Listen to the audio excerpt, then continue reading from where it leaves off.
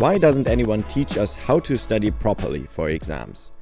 I know students from my time at university who studied for 10 hours every day and still failed the exam. How is that even possible? And what do people do differently to achieve better results in less time? One thing I can clarify upfront: they are not necessarily smarter. They simply have a better study method at their disposal. In this video, I'll explain to you everything there is to know about the active recall study method, which has been found to be the key to peak academic performance in numerous scientific studies. And now, without further ado, welcome to shribe. When it comes to excelling in exams, it's not just about the number of hours you spend studying, but rather the effectiveness of your study methods.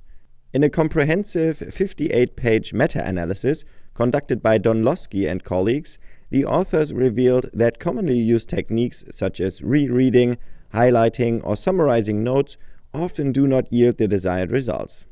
But why do those methods remain so popular? The answer is simple. They are straightforward and have been the traditional way of studying for a long time. Reading and highlighting notes is convenient. And who hasn't experienced this? After reading something multiple times, you might even feel well prepared. However, a word of caution. When suddenly asked for specific details, many find themselves at a loss. There's a difference between merely recognizing information and actually being able to recall it. To understand the best way to study, let's take a brief journey into the realm of neuroscience. To make this more relatable, I'll illustrate it using the example of Belinda. Picture Belinda as she prepares for her upcoming exam, diligently reviewing her lecture slides repeatedly. At this very moment, various regions of her brain are operating at full capacity. The occipital lobe is busy creating mental images of what she's currently perusing, while the angular gyrus and the fusiform cortex are hard at work, deciphering the meanings of the words she's reading. Once the information has been processed, the brain dispatches it to the hippocampus, essentially the brain's memory hub. But here's the twist. If you merely read through notes, only a fraction of the information tends to stick.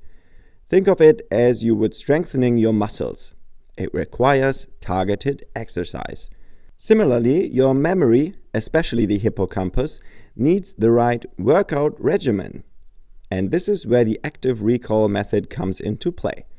While straightforward reading primarily activates the visual aspects of your brain, the hippocampus often gets sidelined.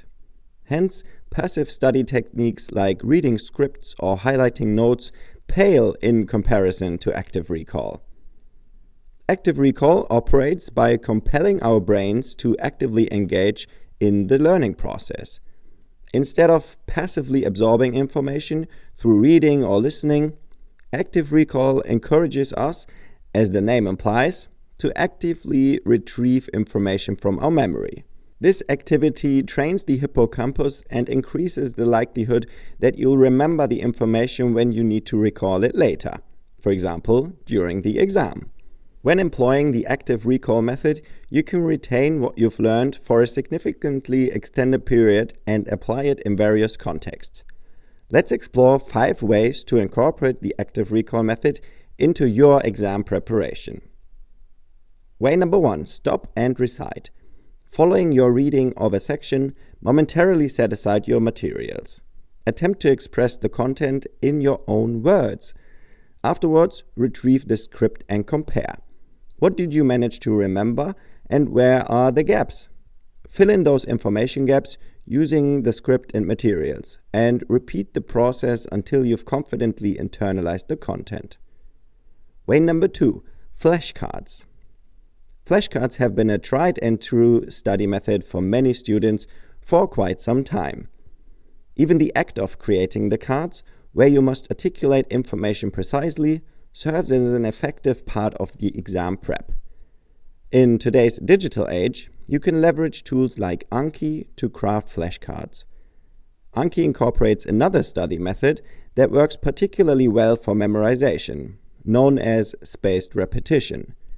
This means that flashcards are revisited at specific intervals. These intervals are carefully calibrated to enhance your ability to remember the content effectively. However, a word of caution is in order. When using flashcards for studying, it's crucial not to overlook active recall. What do I mean by that? Well, as soon as you can't explain a term or concept, flipping the flashcard to reveal the answer right away won't be enough.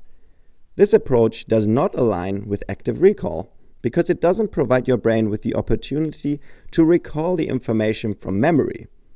Instead, take a moment to challenge yourself to explain as much of the answer in your own words before checking the back of the flashcard. One thing you should know about flashcards is that they often require you to condense information significantly. This can lead to a situation where you may remember numerous isolated facts but struggle to grasp the broader context or how these facts interconnect. Way number 3, create questions, your path to profound understanding. Instead of relying solely on your study materials and flashcards, try crafting your own questions related to the content you're studying.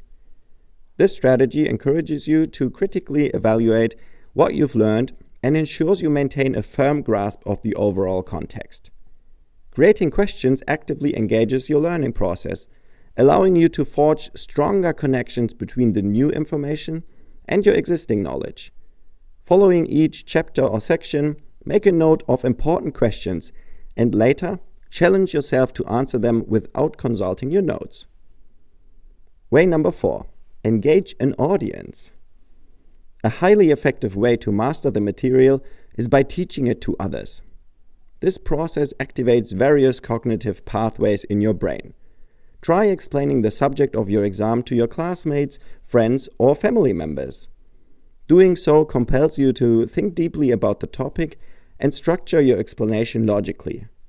Furthermore, if you encounter difficulties during your explanation, it serves as an immediate indicator of areas where you need improvement.